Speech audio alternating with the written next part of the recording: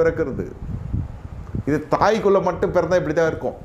இது ஏறத்தாழ 99% உலகம் முழுதும் சொல்கிறேன், இப்படி தான் இருக்கும்.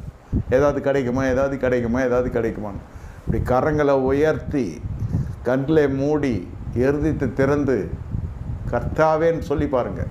இந்த மனநிலையோடு நான் வார்த்தையில் பிறக்கணும் ஐயா, நான் ஆவியில் பிறக்கணும் ஐயா, நான் கிருபையில் பிறக்கணும் ஐயா, நான் சபையில் பிறக்கணும்னு இல்லை, நான் கிறிஸ்துக்குள்ளே பிறக்கணும். செய்தி உங்களுக்கு புரிஞ்சிருக்கும்னு நான் நினைக்கிறேன். அப்புறம் உங்களுக்கு நடக்காதெல்லாம் நடக்கும். இது பக்குவத்தில் வந்தீங்கன்னா நடக்காதெல்லாம் நடக்கும். அதுதான் அவனுக்கு அற்புதம். இந்த இரவு வேலையிலே உங்கள் வீட்டிலே அற்புதம் நடக்க போகிறது. I hope the word has reached to many souls, and tonight the Lord is going to perform miracle.